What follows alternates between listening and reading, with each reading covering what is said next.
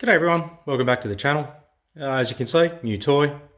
Got myself an XRT and it's been out a few times, but I found a few little issues, and me being the OCD sort of person that I am, thought I'd share my experiences with it. Nothing bad, just little things that I'd like to tidy up. Just for a bit of show and tell, those that know, I've already put a Max 6.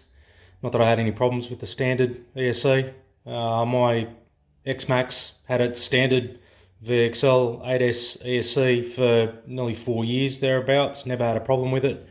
I did put a Max 6 in there and found the car to be faster and more powerful.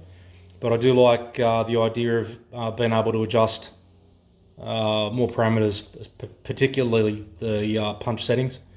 As you can tell, XT90 plugs, which is pretty standard for my Traxxas cars, except the small ones run XT60s.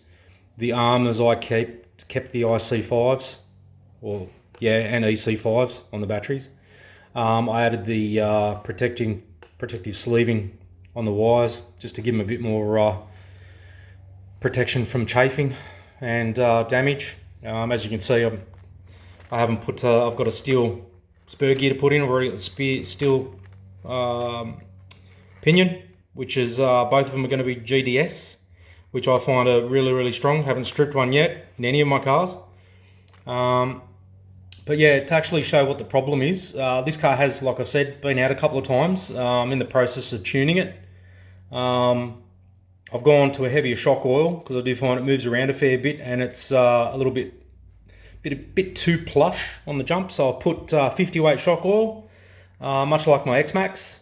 And I'd actually find with the X-Max, 50 weight shock oil is pretty much the sweet spot for sort of anything up to medium bash. And if you go any harder, then you probably have to go a bit thicker oil. But I am enjoying this car. It is absolutely tremendous. For those that sort of love this scale, and in particular, the Traxxas sort of side of things, being the plastic fantastic, they're pretty strong for what they are. They're easy to work on. I find them really easy to work on. And I love the scale. The scale's fantastic. So I want to show you one little issue that I did find, but I'll have to set you up on a tripod to actually show you exactly what that is. So here we are. I've taken the wheel off just to show you, and as you can see, I've upgraded the drive hex to an aluminium piece. It's exactly the same size as the standard 10mm. And what I found with a standard car, and this is the same with the plastic one as well, there's a lot of end float. So that's pretty excessive. Now I found the same sort of thing on the RPM hubs as well on the X-Max. Whereas the upgraded new version of Traxxas ones, which have the bigger bearing on the inside, they don't have this sort of end float, but I found on the XRT there's quite a lot. So I did a bit of searching, a few measurements with my vernier, and I found on AliExpress you can buy shims. Now I bought the 0.1, 0.3 and 0.2s. I think you get 10 of each, and I measured out pretty much how much I needed to get rid of this end float. So what I'll do, I'll show you what I've done. So I can get this little thing out. They can be a bit stiff when this car's new. Look at me go to do a video and it doesn't work. So let's take this pin out, take that out. Now I've already prepared this one, taken the retaining bolt out of the upper hinge pin. So I'll just take this apart, try that again. Sorry about the hands.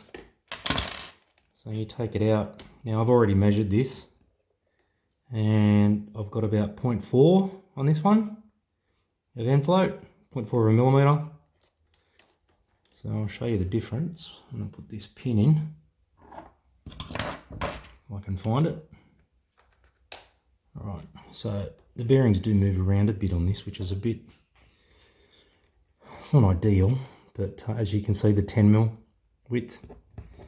Now, hopefully this won't battle me too hard, but I'll get it in enough to show you. So now that I've got that all together with the shims on the inside, there's literally no more movement. It's maybe a few thou, and it still spins quite smooth. Now, as you can see, like I don't have a spur gear in at the moment because that's my next mod to put hardened steel gears in this thing. But that is much nicer. I have taken it out since I put these shims in, and I find that the car does drive a little bit better, but I've also found standard. I'll see if I can hold this car and you can see it sort of moves around a bit. Now, either the M2C or RPM hinge pins, the captured hinge pins with basically the nut and the bolt instead of using the sliding hinge pins, would fix that tremendously. That'll probably be my next mod. But yeah, we'll see what happens.